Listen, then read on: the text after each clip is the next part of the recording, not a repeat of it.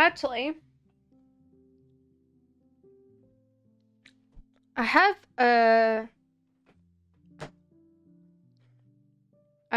rubber eraser. If you're American and you're like, you just said rubber. Yeah, I have a eraser. Give me a second.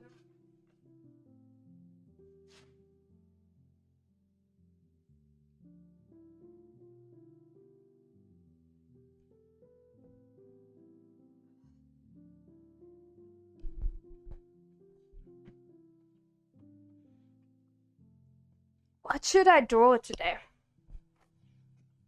Like, honestly, I haven't drawn in a while. What is there a last drawing in here? I was practicing eyes, obviously. It's a lot of, like,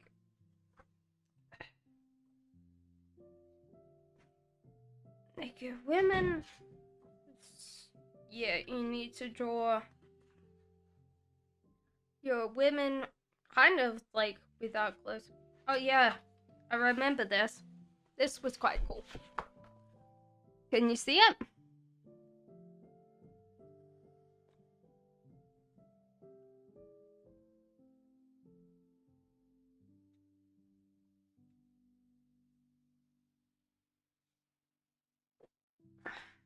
That was a while ago. I was watching someone that was like, oh yeah, like, just draw whatever your mind feels like. I was like, okay, cool. I'm not gonna show that, I'll show.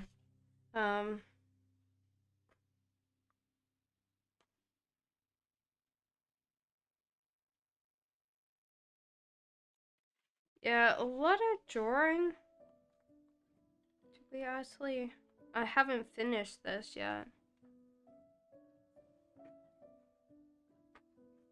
Oh. I did like this though.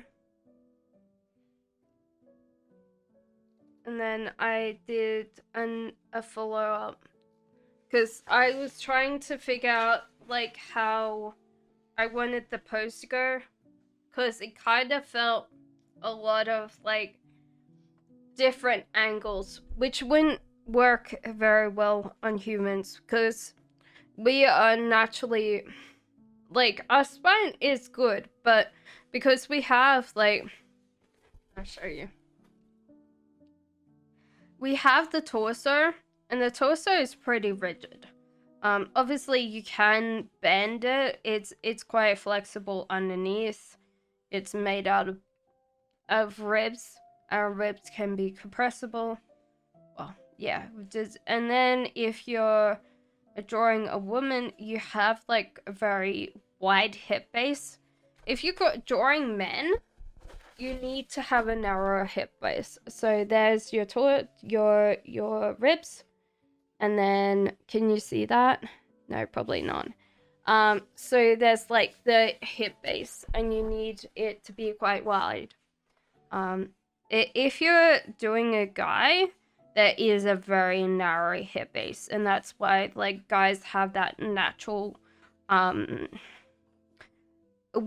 it's like the perfect, like, and this is kind of like romanticized, yeah. The hourglass finger on women is that kind of like, and then the out, but then guys have the triangle shape that tends to be romanticized on guys. So if you look at that, so like every single one is kind of different because like women need naturally bigger hips because of babies. But then it allows more of a hip displacement, especially when you get older, because the hips need to be wider. But guys naturally will have a smaller hip, because they don't need to have as big of a hip distance. So that's like the case. So it's kind of a weird thing to think that also if you're looking at like the body in general, we have this frontal part, and then you have the iliac crest on the back. So like your hips are kind of like, and I'm roughly drawing this in, so don't mind me because it's going to be a little bit more cruder. But that's kind of like what your hips like. But you've got the top girdle. There you go. There you go. So you have the top girdle, and then you have the front, and then you have the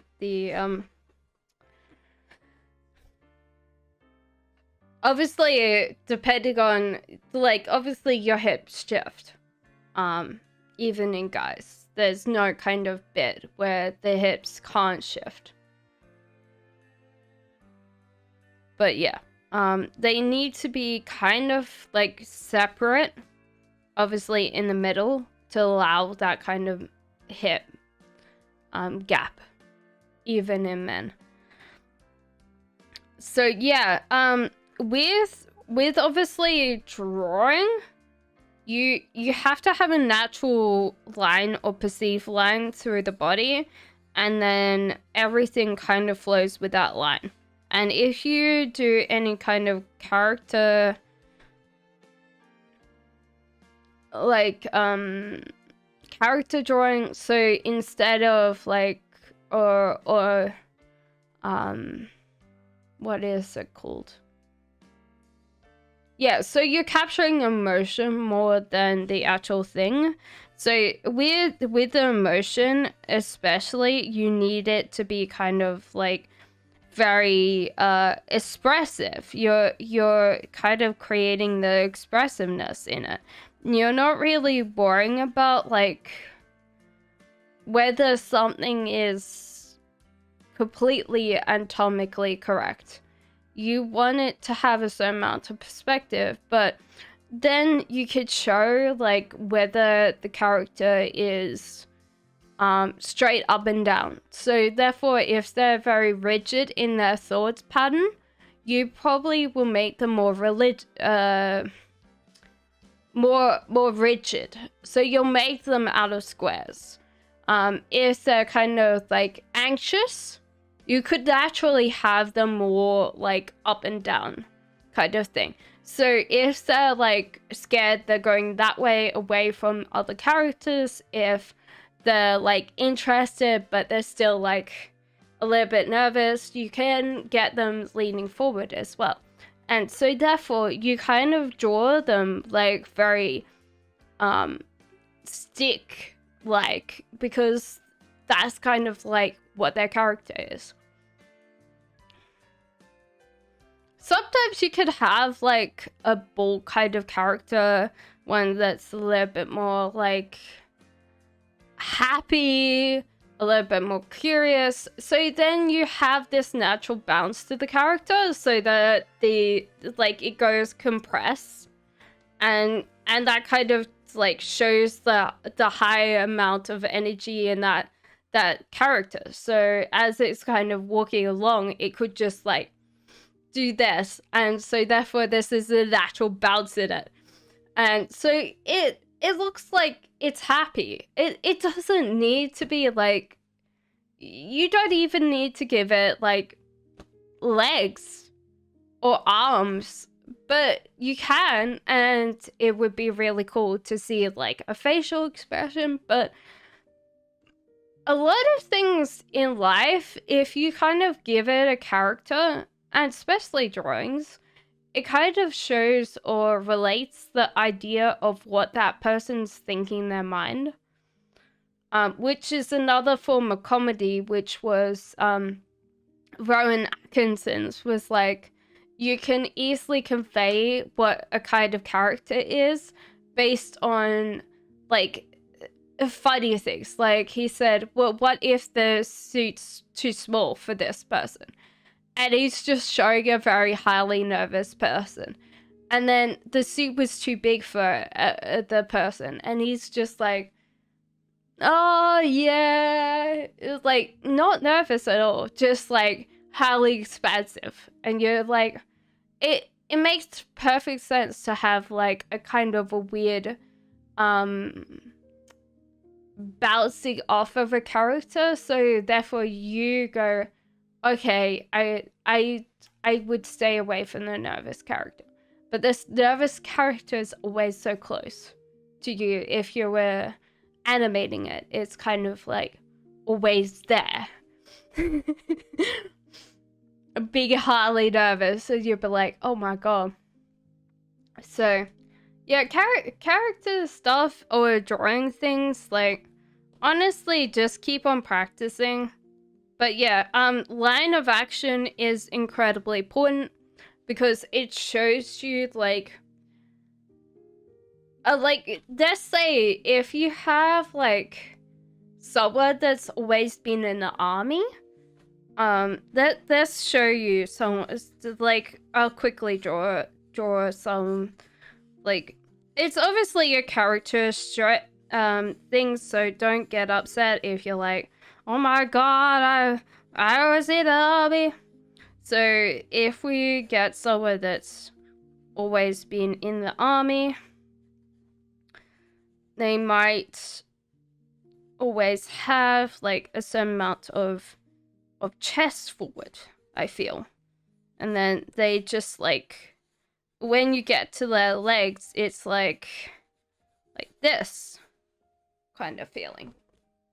So can you see that? Maybe not. There you go.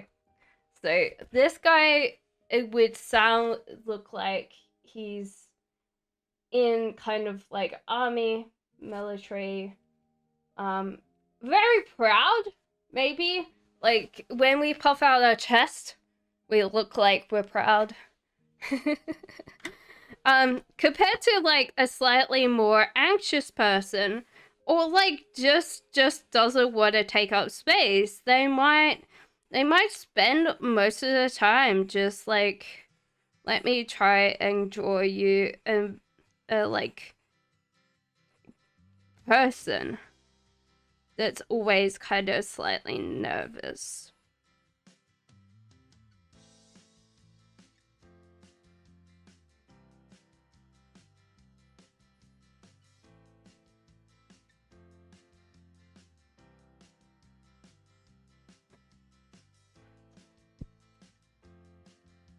Can you see him?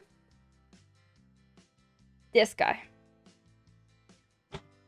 If you might not see it, it's the head's over here. The shoulders are up.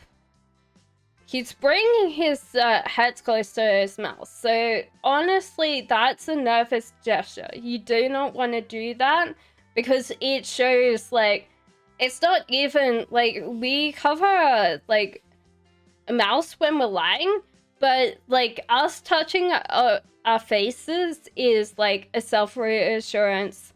Our like thumb being close to our mouth can be also like, you know, when kids suck their thumb, we still kind of do that as an adult, but it's not like in the mouth.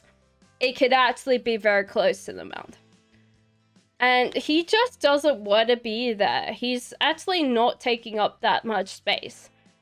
It looks like he doesn't... He's just trying to minimize, like, his space as possible. Now, we can have a very, very nervous person. And we'll do this nervous person. So, like, a nervous person is going to have this like highly, like, he might look like he's together, but then like some people don't realize, like, you get a lot of expression from hands. They're fully articulating because they've got some really cool things going on, which you don't notice, but most people kind of don't notice in general. So we're going to have a highly nervous person now. And I'll show you also where I feel like these people would get their weight from. So can you see him? So he's probably feels like less of a thing, but he's on tiptoes. His head's displayed, like you're looking at this person going, "Oh yeah, I don't see anything not normal," until you actually see like his extremities, like his like hands displayed out. He's like walking on eggshells, literally. And like his head's just like up here. It's just like he's rocketing through the roof. So yeah, nervousness has its own energy, and so therefore this guy like naturally has this kind of like upwards momentum. Like whether he's like scared, he would lean back, but it would come from his like a body. So his head would be the furthest thing back. If he was interested, he would lean like that. Though saying that, probably if he's nervous, hands first to protect himself from any danger that's coming towards him. This guy, the one that doesn't want to put up space. So the center of gravity would be in his like chest. So it's like a black hole is sucking him in, you know? And the guy that's a little bit more like proud or has done military time, his like energy, his set of energy would be in his chest, but that would be pulling him forward. And so line of actions are very interesting if you want to draw like characters, because they like obviously the center of gravity is important, but also with the line of action, you can naturally then just turn this person into a shape. So turn them into a line, and you could see like where so if you were drawing like this character over and over and over again, then you kind of understand where, like, honestly, if you're animating this character, you have to learn the line of action, so then this person stays consistent.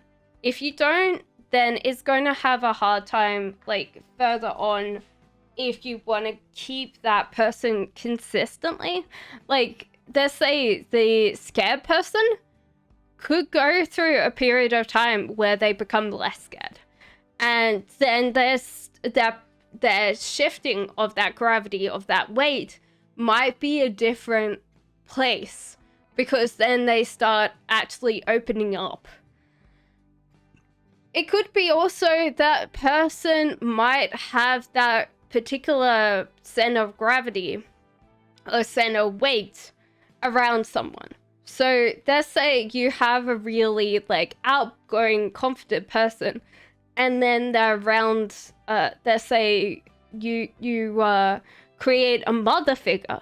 And as soon as like they unlock that door or something to come home, it's just like, hiding from the creature. All you see is like this person just crumble up, and you're like, okay, we see the dynamic here.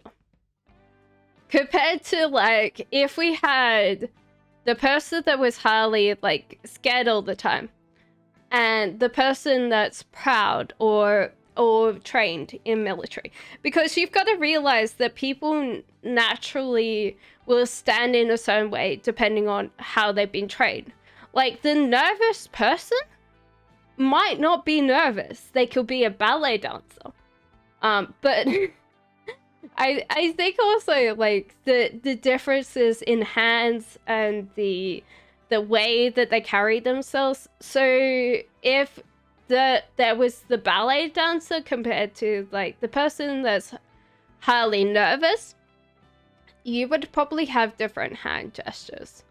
So yeah, really cool. Like obviously you guys can, if you want to like show me your drawings in the future, there's Discord. So, but yeah,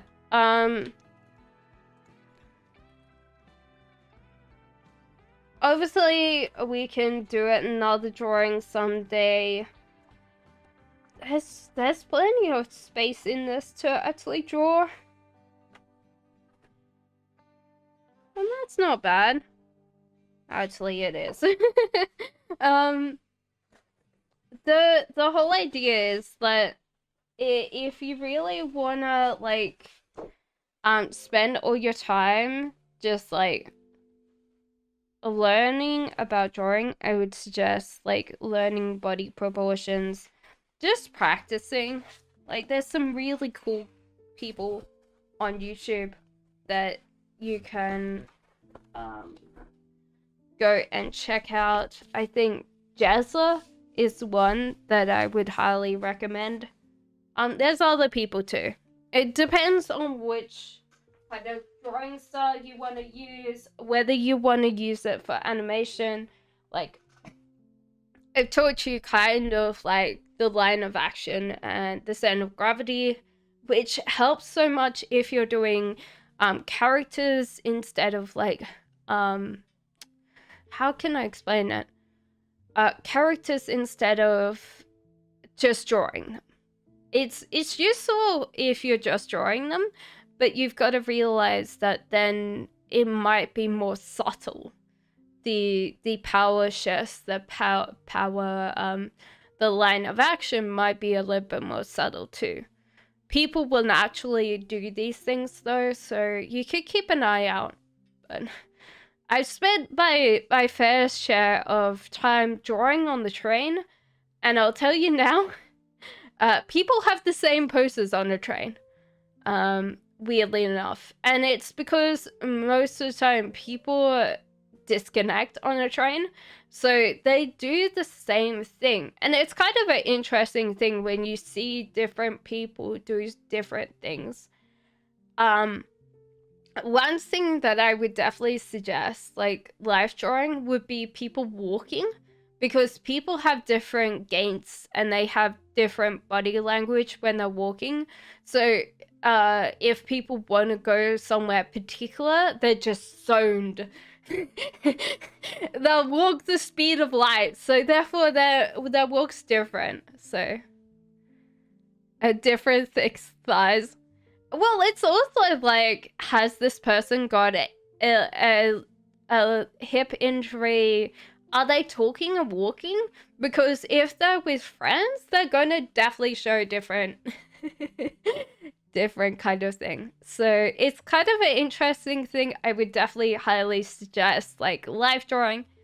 Not just because it's a good skill to pick up a drawing, but you get to understand a lot about human behavior through watching people and studying people. So different thick thighs.